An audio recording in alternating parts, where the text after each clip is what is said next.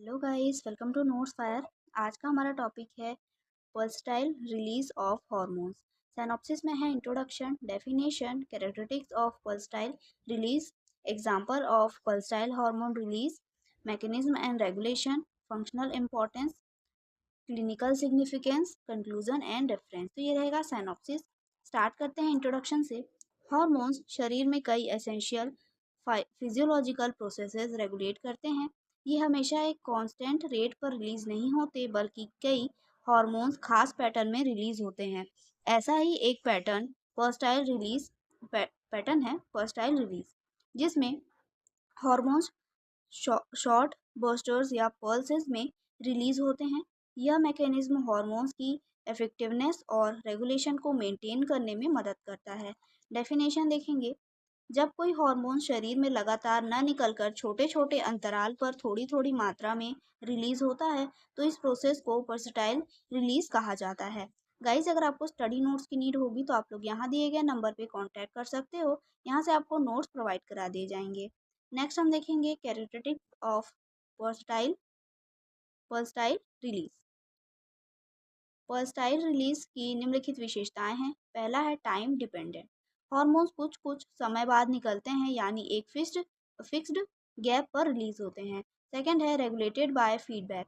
Body में negative और positive feedback system होते हैं, जो यह तय करते हैं कि हार्मोन कब और कितना रिलीज होगा। थर्ड है प्रिवेंट्स डी डिसेंसिटाइजेशन सेस्टिजेशन। अगर हार्मोन लगातार निकले तो टारगेट टिश्यू उसे पहचानना बंद कर सकते हैं। पर्सटाइल रिलीज से उनकी सेंसिटिविटी बनी रहती है। नेक्स्ट है हार्मोन स्पेसिफिक। हर हार्मोन पर्सटाइल पैटर्न में रिलीज नहीं होता, कुछ खास हार्मोन्स ही इस तरीके से निकलते हैं।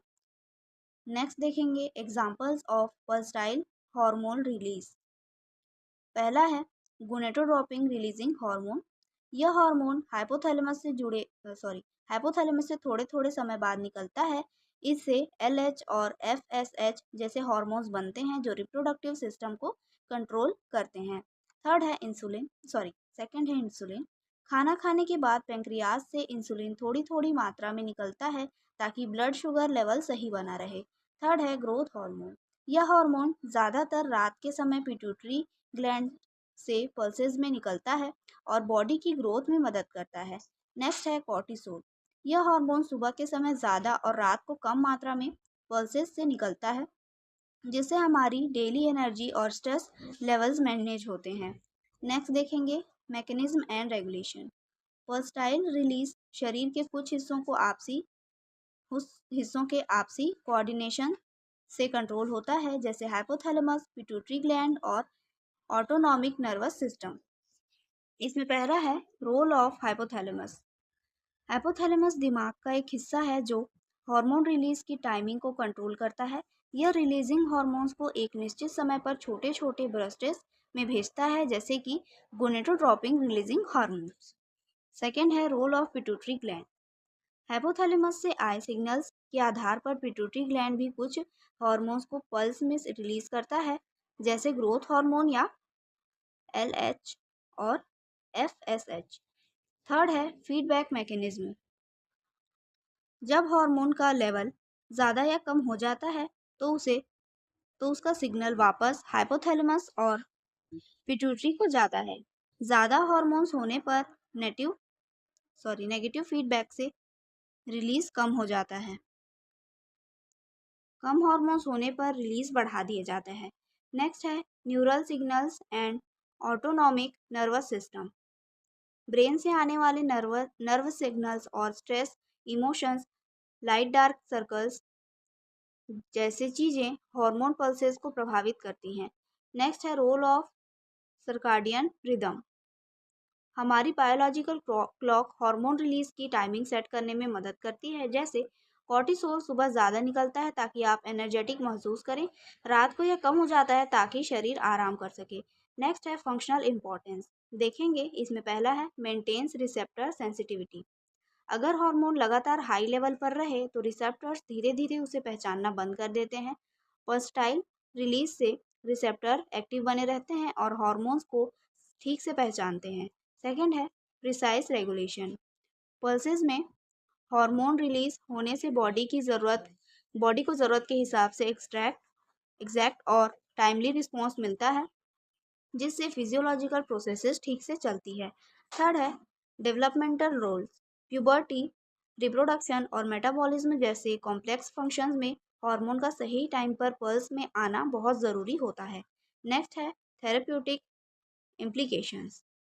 कुछ हार्मोन्स जैसे गोनेटोट्रोपिन रिलीजिंग हार्मोन को अगर इलाज में दिया जाए तो उसे भी पल्स में देना ज़रूरी होता है। अगर इसे लगातार दिया जाए तो उसका असर उल्टा पड़ सकता है। नेक्स्ट है clinical significance. Pulsatile pulsatile hormone release का मेडिकल फील्ड में फॉलोइंग सिग्निफिकेंस है। पहला है कंटिन्यूअस गोनेटोट्रोपिन रिलीजिंग हार्मोन एंड डिसिस्टिनाइजेशन। अगर गोनेटोट्रोपिन रिलीजिंग हार्मोन को लगातार दिया जाए तो एलएच और एफएसएच का सिक्रीशन रुक जाता है, क्योंकि रिसेप्टर डी सेंसिटाइज्ड हो जाते हैं, इसलिए इसे पल्सेस में देना ज़रूरी होता है। सेकेंड है importance of pulsatile growth hormone secretion. अगर जीएच पल्सेस में रिलीज ना हो तो बच्चों में ग्रोथ रिलेटेड प्रॉब्लम्स हो सकती है, जैसे हाइट कम रहना या डेवलपमेंटल डिले। थर्ड है use in infertility treatment. Infertility के इलाज में पॉस्टाइल गोनेटोट्रोपिन रिलीजिंग हार्मोन थेरेपी का उपयोग किया जाता है, जिससे रिप्रोडक्टिव हार्मोन सही मात्रा में बने और ओवुलेशन या स्पर्म प्रोडक्शन इंप्रूव हो। नेक्स्ट देखेंगे conclusion. Versatile hormone release endocrine system का एक हाईली कंट्रोल्ड और एसेंशियल एस्पेक्ट है। यह हार्मोन एफिशिएंसी को बनाए रखने, रिसेप्टर रिस्पॉन्सिवनेस को रेगुलेट करने और बॉडी के कॉम्प्लेक्स प्रोसेसेस को बैलेंस रखने का कार्य करता है। इस पैटर्न की क्लिनिकल और थेरेप्यूटिक इंपॉर्टेंस भी बहुत अधिक है। तो ये इसका कंक्लूजन था। रेफरेंस में है journal and comparative endocrinology by EJW Brington and textbook of endocrinology by RH Williams. तो ये आज का टॉपिक था। आई होप आपको समझ में आया होगा। समझ में आया है तो प्लीज़ लाइक करिए एंड सब्सक्राइब करिए। Thank you.